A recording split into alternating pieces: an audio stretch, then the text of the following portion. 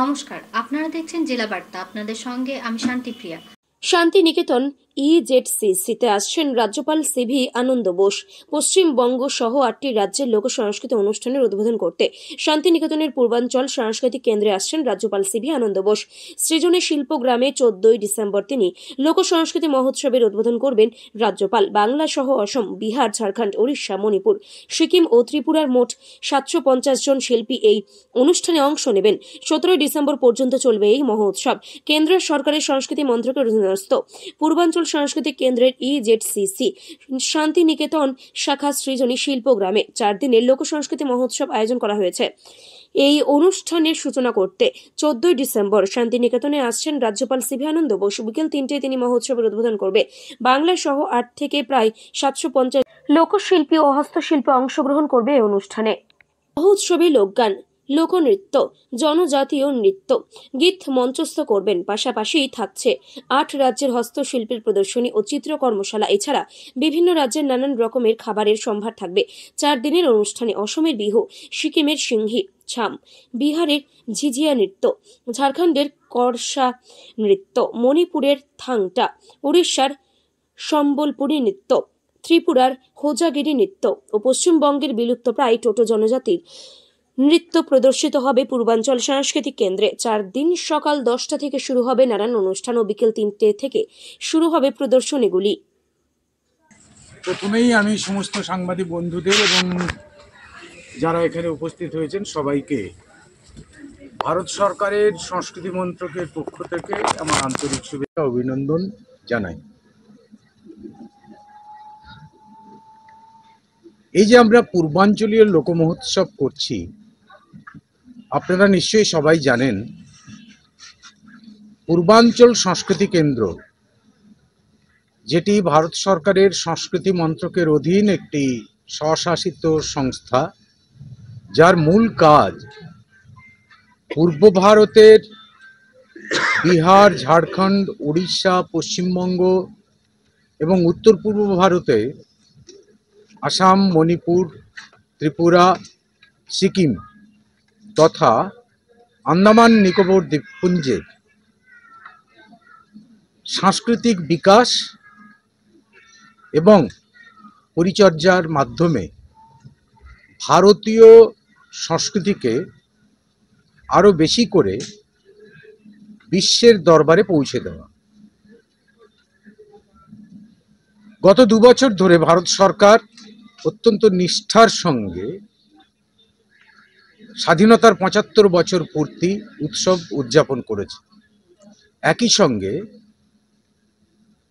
ভারতবর্ষের যে উজ্জ্বলতম অধ্যায় বলবো, সেটি হচ্ছে G20-তে ভারতবর্ষের সভাপতিত্ব, প্রেসিডেন্সি অফ G20। সেটিও গত 1 বছর ধরে গৌরবের সঙ্গে উদযাপিত হয়েছে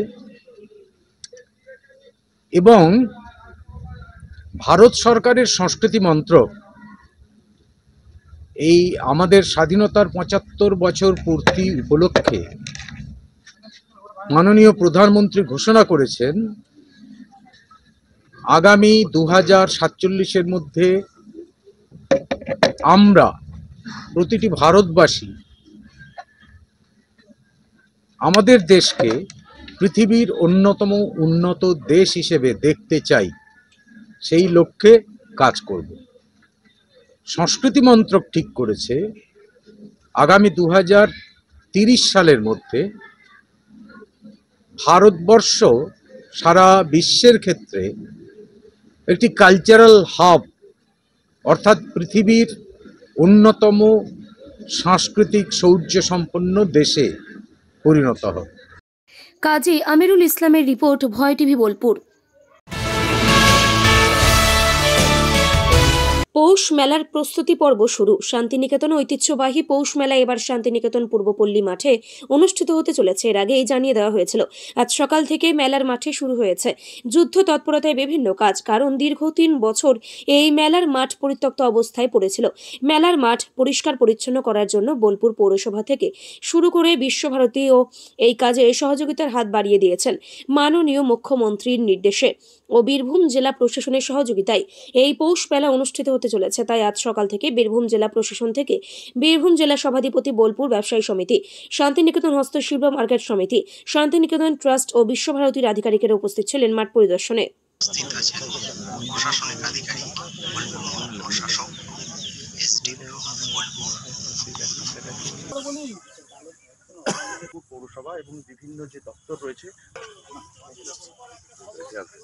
হ্যালো,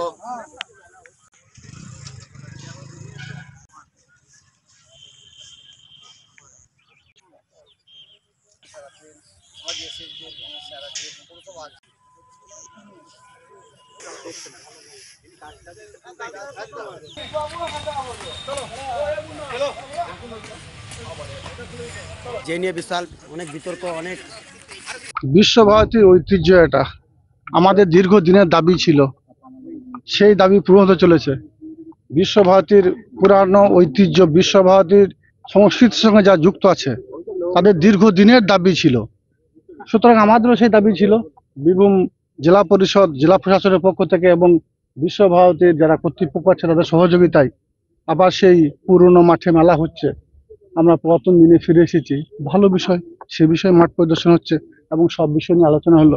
আমাদের প্রশাসন কর্তা থেকে শুরু করে এসডিও সাহেব থেকে শুরু করে এসডিপিও সাহেব থেকে শুরু করে আমার ডিস্ট্রিক্ট ইঞ্জিনিয়ার থেকে শুরু করে বিশ্বভারতী সকল কর্তৃপক্ষ, আমাদের পৌরসভা, আমাদের সকলেই আমরা উপস্থিত ছিলাম। কাজী আমিরুল ইসলামের রিপোর্ট, ভয় টিভি, বোলপুর। নিয়ে নিচ্ছে একটি ছোট্ট বিরতি। ফিরে আসছি বিরতির পর। সঙ্গে থাকুন ভয়ের সঙ্গে নির্ভয়ে। সিউড়িতে অত্যাধুনিক চিকিৎসা পরিষেবা নিয়ে এলো সৃজন পলিক্লিনিক। ওষুধের দোকান সহ অত্যাধুনিক মানের প্যাথোল্যাব, কম্পিউটার তথা অত্যাধুনিক মেশিনে রক্ত, মল, মূত্র ও থাইরয়েড পরীক্ষার সঙ্গে এখানে রয়েছে বিশিষ্ট চিকিৎসকদের বসার চেম্বার। রোগীদের স্বাচ্ছন্দ্যের কথা ভেবে সম্পূর্ণরূপে এসি নিয়ন্ত্রিত সৃজন পলিক্লিনিকে রয়েছে বসার সুবন্দোবস্ত, বিশুদ্ধ পানীয় জল ও টয়লেটের ব্যবস্থা। এখানে বসছেন সিউড়ি সদর হাসপাতালের বিশেষজ্ঞ চিকিৎসক সহ অন্যান্য শহর ও হাসপাতালের বিশিষ্ট চিকিৎসকরা। সৃজন পলিক্লিনিক ও প্যাথোল্যাব, সিউড়ি, বীরভূম। সিউড়ি সদর হাসপাতালের পাশে ফাঁড়ি ঘরের উল্টো দিকে। Mobile number 8373071019, 9474437713, 9434326822। ফিরে এলাম বিরতির পর। চুরি যাওয়া বাইক উদ্ধার হলো রাজনগরে। গত 6 মাস আগে ময়ূরেশ্বর থানার কোটাসুর গ্রামে একটি মোটর বাইক চুরি হয়ে যায়। ওই ব্যক্তি জানিয়েছেন, একটি জায়গায় বাইরে বাইকটি রেখে তিনি টিউশনি পড়াচ্ছিলেন। এরপর বাইরে এসে দেখেন তার বাইকটি সেইখানে নেই। অনেক খোঁজাখুঁজির পরও বাইকটি না পাওয়ায় ময়ূরেশ্বর থানায় তিনি একটি নিখোঁজ ডায়েরি করেন। এরপর পুলিশ তদন্ত শুরু করে। প্রায় 6 মাস পর রাজনগর থানার পুলিশের তৎপরতায় রাজনগর থানার অন্তর্গত আলীগড়ে ওই বাইকটি উদ্ধার হয়।